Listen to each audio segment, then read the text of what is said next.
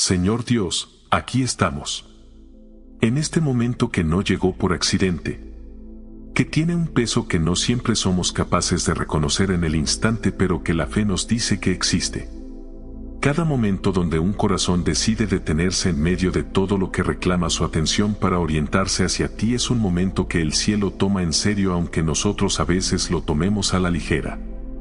Y hoy queremos tomarlo en serio también. Queremos que lo que ocurra en este tiempo de oración tenga el peso que merece. Que no sea una casilla marcada en la lista de las obligaciones espirituales. Que sea un encuentro real con el Padre real que está aquí esperando que exactamente esto ocurra. Llegamos con lo que traemos. Y lo que traemos es distinto para cada uno. Algunos llegan con el corazón liviano porque algo en esta semana fue evidencia clara de la bondad de Dios y esa evidencia todavía está fresca. Otros llegan con un peso que se fue acumulando día tras día y que hoy pesa más que cualquier día de la semana. Algunos llegan con preguntas que todavía no encontraron respuesta y que empiezan a pesar como si fueran respuestas negativas cuando en realidad solo son preguntas sin respuesta todavía. Y algunos llegan desde un lugar de quietud que es difícil de describir, pero que saben que necesita ser nutrida antes de que se agote. Para todos ellos, para todos nosotros, hay un Dios que no requiere que lleguemos de ninguna manera particular para ser recibidos. Que recibe lo que hay con la misma generosidad con que recibió al salmista que llegó con el enemigo pisándole los talones. Con la misma atención con que recibió al que llegó desde la alabanza pura. El Dios del Salmo 27 y del Salmo 34 conoce todos los estados del alma humana.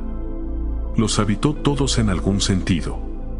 Y desde ese conocimiento íntimo de lo que se siente ser humano, nos recibe hoy. El Señor es mi luz y mi salvación. ¿A quién temeré? El Señor es la fortaleza de mi vida. ¿De quién me he de atemorizar? Señor, el Salmo 27 comienza con dos preguntas retóricas que no esperan respuesta porque ya la traen implícita. ¿A quién temeré? A nadie. ¿De quién me he de atemorizar? De nadie. Pero la razón de esa respuesta importa tanto como la respuesta misma. No el alma valiente que no teme a nada por su propia fortaleza de carácter. El alma que no teme porque tiene claridad sobre quien está de su lado. Mi luz. Padre, en la oscuridad lo que más se necesita no es más fuerza para navegar en ella. Es luz. Que revela lo que la oscuridad esconde. Que pone en perspectiva lo que en la oscuridad parece más amenazador de lo que es. Que muestra el camino que en la oscuridad no se puede ver. Dios como luz no es una metáfora decorativa. Es la descripción práctica de lo que ocurre cuando su presencia entra en las situaciones donde nosotros no podemos ver con claridad. La situación no desaparece. Pero la luz permite verla de una manera que la oscuridad no permite. Y mi salvación. No la salvación en el sentido teológico exclusivamente. La salvación como rescate activo. Como el Dios que interviene en los momentos donde las fuerzas humanas no alcanzan. Donde lo que se necesita supera lo que está disponible desde los recursos propios. Mi salvación. Personal. Aplicada a esta vida y a esta situación y a este momento. Y sobre esas dos realidades, la luz y la salvación, la consecuencia es la pregunta que se responde sola: ¿a quién temeré? Si el que ilumina y el que salva está de mi lado, la lista de los que merecen ser temidos queda vacía. Cuando se allegaron contra mí los malignos para comer mis carnes, los que me afligían y mis enemigos, ellos tropezaron y cayeron. Aunque se asiente contra mí un ejército, no temerá mi corazón. Aunque contra mí se levante guerra, yo estaré confiado. Señor, hay una honestidad en el Salmo 27 que lo hace profundamente real. El salmista no describe un mundo donde los enemigos no existen. Los nombra. Son reales. Se asientan como ejércitos. Se levantan como guerras. La fe del Salmo 27 no opera en la negación de que hay fuerzas que se oponen. Opera en la certeza de que esas fuerzas encuentran al creyente en una posición que no esperaban. Respaldado. Cubierto. con la luz de Dios sobre él y la salvación de Dios activa a su favor. Los que se allegaron para comerle las carnes tropezaron y cayeron. No porque el salmista tuviera superioridad de fuerzas, sino porque encontraron algo que no calcularon cuando avanzaron. La presencia de Dios como variable que sus planes no contemplaban. Y cuando la presencia de Dios es la variable inesperada en el cálculo del enemigo, el resultado siempre sorprende al que atacó. Porque la fuerza que no contemplaron es mayor que cualquier fuerza que contemplaron. Una cosa he demandado al Señor, esta buscaré, que esté yo en la casa del Señor todos los días de mi vida, para contemplar la hermosura del Señor y para inquirir en su templo. Padre, en medio de los enemigos y las guerras y las amenazas, el salmista hace una sola petición. No la derrota de sus enemigos. No la solución de sus problemas específicos. Una sola cosa, estar en la casa del Señor. Contemplar su hermosura. Inquirir en su templo. La petición más contracultural que existe en un momento de crisis. Cuando la lógica diría que lo que se necesita es estrategia y poder y recursos, el salmista dice que lo que busca es la presencia de Dios. Y hay una sabiduría profunda en eso, Señor. Porque el que habita en la casa del Señor, el que contempla su hermosura, el que inquiere en su templo, sale de ahí con algo que ninguna estrategia humana puede dar. Sale con perspectiva. Con la visión de Dios sobre lo que la vista humana reduce a amenaza. Sale con paz que no depende de que la situación se haya resuelto. Sale equipado no por los recursos que gestionó sino por la presencia que habitó. Y desde ese lugar de habitación, todo lo demás se enfrenta de manera diferente. Contemplar su hermosura. Señor, en medio de la urgencia del conflicto, el salmista quiere belleza. No solo resolución. No solo victoria. Quiere ver la hermosura de Dios. Esa dimensión estética de la experiencia de Dios que dice que Él no solo es poderoso sino bello. Que la contemplación de quien Él es produce en el alma algo que la victoria sobre el enemigo sola no produce. Que hay una dimensión del encuentro con Dios que no tiene que ver con obtener algo sino con simplemente ver. Y esa visión de su hermosura transforma al que mira de maneras que ninguna experiencia de poder aislada puede transformar. Porque Él me esconderá en su tabernáculo en el día del mal. Me ocultará en lo reservado de su morada. Sobre una roca me pondrá en alto. Y luego mi cabeza será levantada sobre mis enemigos que me rodean. Y yo sacrificaré en su tabernáculo sacrificios de júbilo. Señor, la imagen de ser escondido en su tabernáculo en el día del mal tiene una especificidad que consuela de maneras muy prácticas. No que el día del mal no llegará, sino que cuando llegue hay un lugar donde el escondite es real. Donde estar oculto en lo reservado de su morada hace la diferencia entre ser alcanzado por lo que viene y estar en el lugar donde lo que viene no puede entrar. Sobre una roca me pondrá en alto, elevado sobre los enemigos que rodean.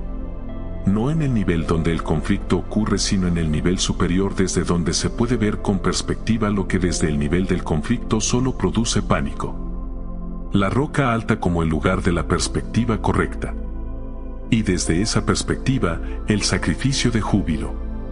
La celebración que precede a la resolución visible porque el que está en la roca alta ya sabe que el resultado está asegurado aunque la situación todavía no lo muestre. Oye, oh Señor, mi voz con que a ti clamo. Ten misericordia de mí y respóndeme. Mi corazón ha dicho de ti, buscad mi rostro. Tu rostro buscaré, oh Señor. No escondas tu rostro de mí. No apartes con ira a tu siervo. Mi ayuda ha sido. No me dejes ni me desampares, Dios de mi salvación. Padre, este pasaje del Salmo captura algo que ocurre en los momentos de mayor vulnerabilidad. El corazón que le oyó decir a Dios, buscad mi rostro. Y que respondió, tu rostro buscaré. Ese intercambio entre la invitación de Dios y la respuesta del corazón es la definición de la vida de fe en su forma más esencial. Y luego la petición desde esa respuesta, no escondas tu rostro de mí. El que respondió a la invitación ahora pide que la invitación no sea revocada. Que el rostro que prometió ser buscado no se oculte cuando el buscador llega. Y hay una audacia sagrada en esa petición. No la petición del que no sabe si tiene derecho a hacer la petición. La del que sabe que la invitación fue real y que por tanto la respuesta de Dios a quien viene en respuesta a esa invitación no puede ser el rostro escondido. Mi ayuda ha sido, dice el salmista. No en abstracto. En mi historia específica. Y esa historia de ayuda recibida es la base de la confianza para pedir que la ayuda continúe. A mis padres me dejaron, pero el Señor me recogerá. Señor, este versículo cae en medio del Salmo con una brutalidad y una ternura simultáneas que dejan sin palabras. Aunque mi padre y mi madre me dejaran. La forma más radical de abandono que un ser humano puede imaginar, el de sus propios padres. Y la respuesta de Dios a ese abandono radical, el Señor me recogerá. No el Señor me reemplazará a mis padres con algo equivalente. Me recogerá. Tomará al que fue dejado. Al que quedó en el suelo del abandono. Y lo levantará. Para toda persona que lleva en su historia alguna forma de abandono, este versículo es una declaración directa del corazón de Dios hacia ellos. No importa qué forma tomó ese abandono. No importa quién lo hizo, ni cuándo, ni por qué.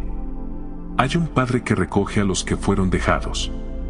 Que llega después del abandono con una presencia que no está condicionada a que el abandono no haya ocurrido. Que recoge lo que quedó y lo lleva consigo. Y ese recoger tiene una permanencia que el abandono humano no puede cancelar. Hubiera yo desmayado si no creyese que veré la bondad del Señor en la tierra de los vivientes. Aguarda al Señor. Esfuérzate y aliéntese tu corazón. Sí, espera al Señor. Padre, el cierre del Salmo 27 es quizás la declaración de fe más honesta de todo el Salmo. Hubiera yo desmayado. El salmista reconoce cuán cerca estuvo de ceder. De soltar. De colapsar bajo el peso de todo lo que nombró en el Salmo. Y lo que lo sostuvo no fue la fuerza de su carácter. Fue la creencia. La certeza de que verá la bondad del Señor en la tierra de los vivientes. No en el más allá solamente. En esta vida. En este cuerpo. En esta tierra. La bondad de Dios visible y experimentable antes de que la vida termine. Y sobre esa creencia, la instrucción final, aguarda. Espera. No pasivo sino activo en la espera. Esfuérzate. Aliéntese tu corazón. La espera de Dios no es resignación sino tensión activa hacia lo que viene. El corazón que se alienta mientras espera. Que mantiene la postura de la expectativa aunque la respuesta todavía no sea visible. Aguarda al Señor. La repetición del mandato no es descuido literario. Es énfasis deliberado. Lo que el corazón necesita escuchar dos veces porque la primera vez no siempre alcanza para instalarse donde necesita instalarse. Gracias, Señor. Gracias porque eres mi luz y mi salvación. Gracias porque los que se levantan contra los tuyos tropiezan y caen. Gracias porque hay una casa en la que habitar que es más valiosa que cualquier solución que podríamos buscar por cuenta propia. Gracias porque nos esconderás en tu tabernáculo en el día del mal. Gracias porque sobre una roca nos pondrás en alto. Gracias porque cuando mi padre y mi madre me dejaran, tú me recogerías. Gracias porque tu bondad es visible en la tierra de los vivientes. Y gracias porque el que espera en ti no desmaya. Amén. Lo que se declaró aquí fue recibido por el Padre que invitó al corazón a buscar su rostro y que prometió que ese rostro no se escondería. La invitación que el salmista escuchó con su corazón es la misma que llegó a tu corazón en este momento. Y la respuesta que le diste, aunque haya sido imperfecta, aunque haya tenido más silencio que palabras, fue suficiente. Porque el que invitó no puso condiciones de elocuencia a la respuesta. Solo pidió que el corazón lo buscara. Y eso fue lo que ocurrió aquí. Sal hacia la espera activa que el Salmo 27 describe. No la espera del que se paralizó hasta que Dios resuelva. La del que aguarda con el corazón esforzado y alentado mientras la bondad de Dios se forma. La que mantiene la postura de la expectativa porque la certeza de que la bondad viene es más sólida que la visibilidad actual de esa bondad. Aguarda al Señor. Esfuérzate. Aliéntese tu corazón. Ese mandato es para hoy. Para el camino de vuelta de esta oración hacia la vida ordinaria. Para el próximo paso que se da antes de que la respuesta sea visible. Antes de continuar, quiero pedirte que hagas algo sencillo que tiene una dimensión espiritual significativa. Pon una mano sobre tu pecho en este momento, sobre el corazón, y siente el latido. Solo un momento. Siente que está ahí, que no para, que el Dios que te formó lo mantiene funcionando sin que tú tengas que pedírselo ni recordárselo. Y desde esa conciencia del latido que sigue, di en voz alta: Señor, este corazón que sientes latir bajo mi mano es el corazón que dice: tu rostro buscaré. Escóndeme en tu tabernáculo en el día del mal. Y dame la certeza de que veré tu bondad en la tierra de los vivientes. Aguardo en ti.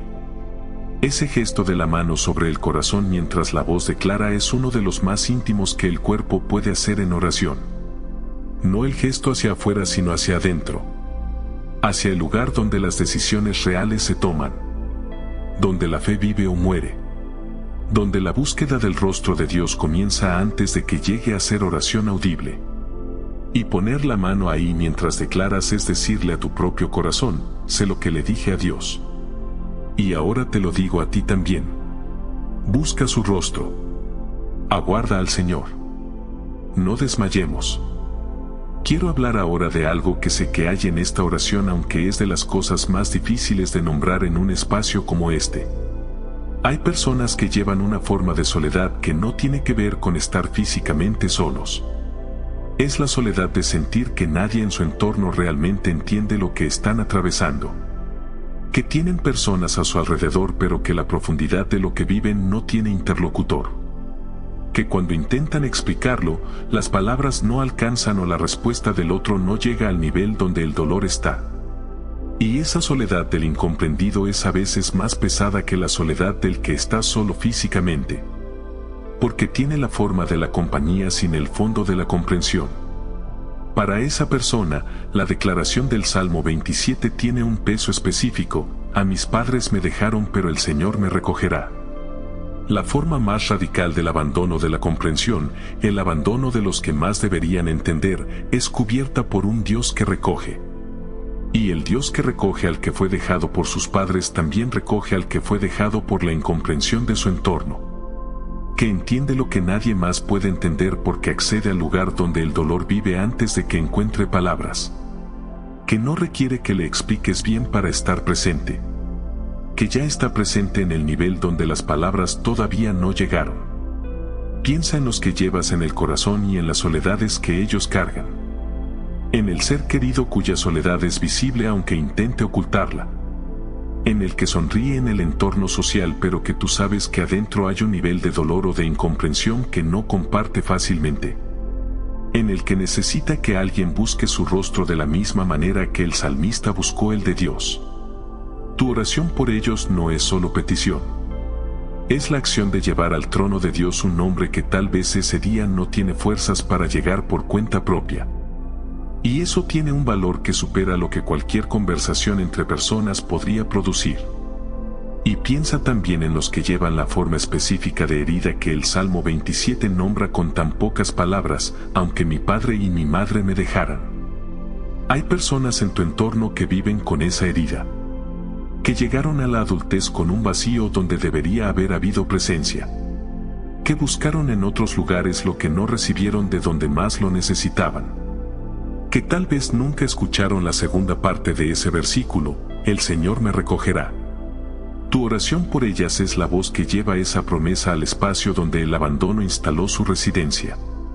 Que el Señor que recoge sepa que hay alguien más que intercede para que ese recoger ocurra en la vida de quien lo necesita. El mundo que habitamos tiene una capacidad asombrosa para producir la sensación de que estar rodeado de gente es lo mismo que no estar solo.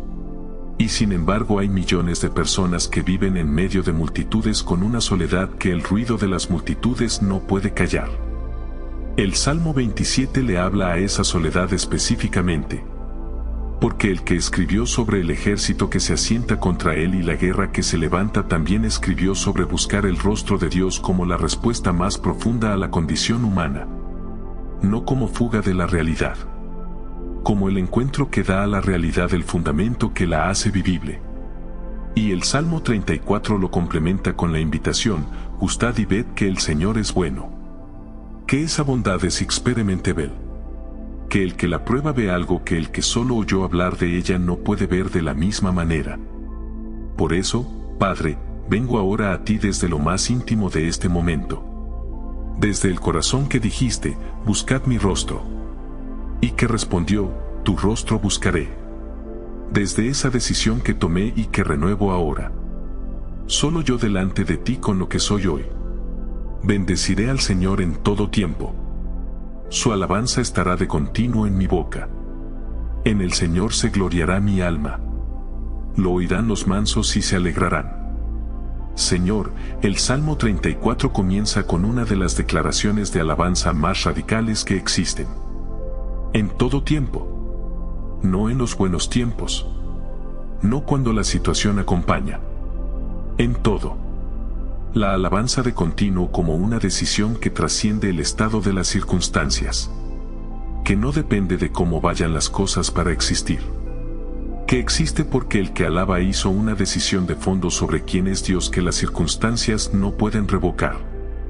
Engrandecid al Señor conmigo y exaltemos aún a su nombre. Busqué al Señor y Él me oyó y me libró de todos mis temores. Los que le miran fueron alumbrados y sus rostros no fueron avergonzados. Este pobre clamó y le oyó el Señor y lo libró de todas sus angustias. Padre, hay una progresión en estos versículos que va de la declaración personal a la invitación comunitaria y de ahí al testimonio. Engrandecid conmigo. La alabanza que desborda la experiencia personal y busca compañía. Que no puede quedarse sola porque lo que recibió es demasiado como para guardarlo sin compartirlo. Busqué y Él me oyó. El testimonio más simple y más contundente que existe. No la narrativa teológicamente sofisticada de cómo funciona la relación con Dios. La experiencia directa y personal, lo busqué, me oyó, me libró. 3 pasos. Y el último tiene una amplitud que se nota cuando se presta atención. Me libró de todos mis temores. No de algunos. No de los principales. De todos. El rescate de Dios no deja temores en reserva para trabajarlos después. Es liberación completa de la jurisdicción que el miedo tenía sobre el alma del que clamó. El ángel del Señor acampa alrededor de los que le temen y los defiende. Señor, la imagen del ángel que acampa es diferente a la del ángel que pasa. El que pasa puede no estar cuando se necesita porque la naturaleza del paso es que se va. El que acampa estableció base de operaciones. Tiene tienda plantada. Está instalado. No pasará en algún momento cuando la urgencia sea máxima y luego se irá. Está ahí. Alrededor. En posición permanente de defensa para los que le temen. Y ese temor del Señor no es el miedo paralizante que huye. Es la reverencia activa del que reconoce quién es Dios y elige orientarse hacia Él. Ese es el que tiene el ángel acampado a su alrededor. Gustad y ved que el Señor es bueno. Bienaventurado el hombre que confía en Él. Padre, esta invitación del Salmo 34 es de las más generosas que existen porque no pide fe ciega. Pide experiencia. Gustad. Probar. Probar la bondad de Dios en la experiencia directa y personal. Y luego ver. Reconocer desde esa prueba lo que la teoría no puede confirmar de la misma manera. La bondad de Dios como algo que se puede experimentar antes de que se tenga todo el sistema teológico construido. Que está disponible para el que se acerca con la disposición de recibirla. Bienaventurado el que confía. No el que entiende completamente. El que confía.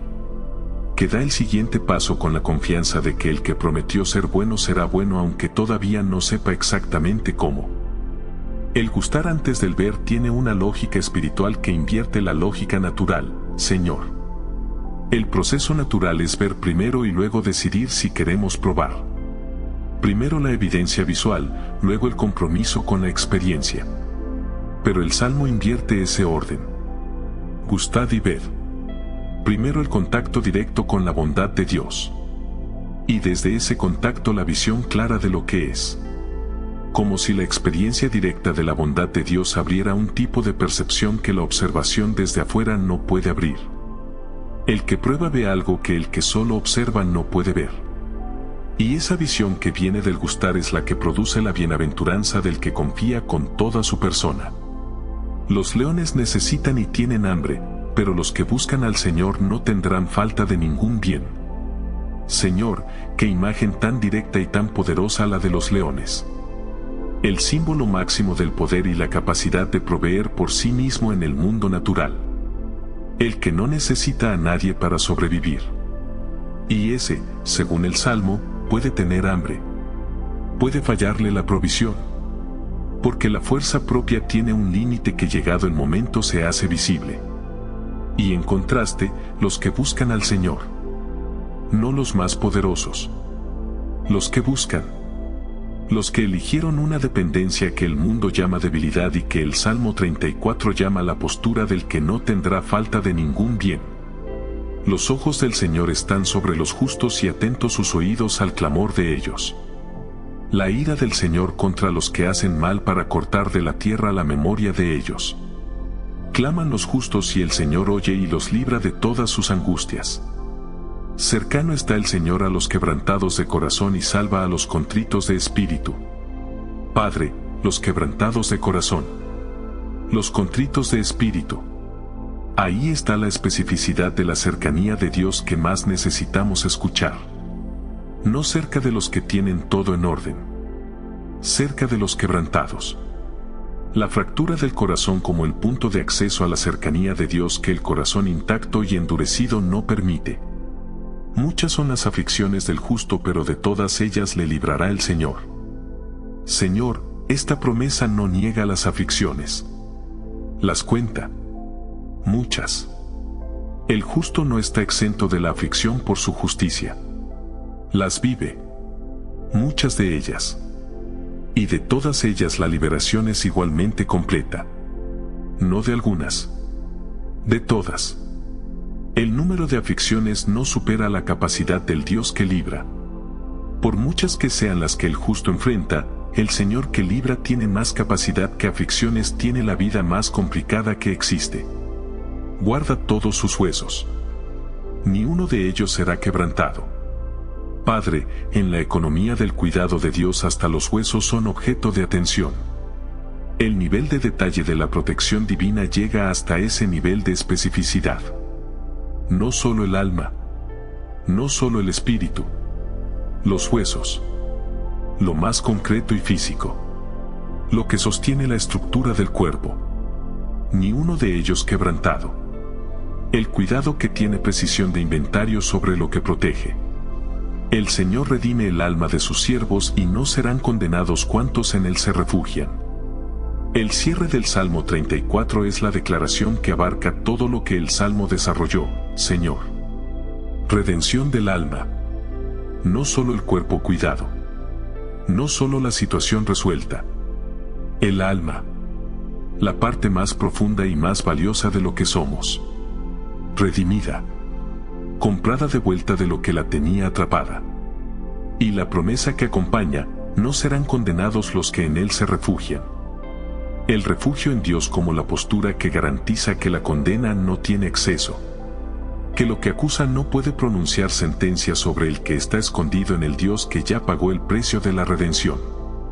Señor, guarda mis noches con la doble cobertura de estos dos salmos. El escondite en el tabernáculo del Salmo 27 que promete que el día del mal no me alcanzará sin protección. Y el ángel del Salmo 34 que acampa alrededor de los que temen al Señor y que no levanta la carpa cuando llega la noche. Que en las horas de oscuridad tu luz sea lo primero que encuentre cuando la conciencia se asoma entre el sueño y la vigilia. Que los temores de los que el Salmo 34 prometió librarme no encuentren la madrugada como su hora de acceso. Que el corazón quebrantado que es el que está cerca de ti sea tratado con la cercanía que prometiste con la misma precisión en la noche que en el día. Señor, guarda mis noches con la doble cobertura de estos dos salmos. El escondite en el tabernáculo del Salmo 27 que promete que el día del mal no me alcanzará sin protección. Y el ángel del Salmo 34 que acampa alrededor de los que temen al Señor y que no levanta la carpa cuando llega la noche. Que en las horas de oscuridad tu luz sea lo primero que encuentre cuando la conciencia se asoma entre el sueño y la vigilia. Que los temores de los que el Salmo 34 prometió librarme no encuentren la madrugada como su hora de acceso. Que el corazón quebrantado que es el que está cerca de ti sea tratado con la cercanía que prometiste con la misma precisión en la noche que en el día. Guarda también los sueños, Padre. Lo que el alma procesa en las horas donde la conciencia está quieta pero el interior sigue activo. Que lo que se plantó en esta oración trabaje también mientras el cuerpo descansa. Que la hermosura del Señor que Él, Salmo 27 quiso contemplar sea algo que el alma pueda seguir encontrando incluso en las horas donde los ojos están cerrados. Que el ángel que acampa esté activo también sobre lo que ocurre en el mundo interior durante las horas de sueño. Y que las aflicciones de las que el Señor prometió librar no encuentren el sueño como el lugar donde regresan sin invitación. Que al amanecer la primera conciencia sea la del Salmo 27 cumplido, vi la bondad del Señor en la tierra de los vivientes. No todavía en el futuro. Ya. En este cuerpo, en esta vida, en este día que comienza. La bondad que el salmista esperó ver, visible. No como expectativa sino como experiencia. Y que desde esa experiencia el día comience con la postura del Salmo 34. Bendeciré al Señor en todo tiempo. Su alabanza de continuo en mi boca. No como disciplina religiosa sino como la respuesta natural del que vio la bondad y no puede quedarse callado ante ella. Gracias, Padre. Gracias porque eres mi luz y mi salvación y de nadie tengo que temer. Gracias porque esconderás en tu tabernáculo en el día del mal.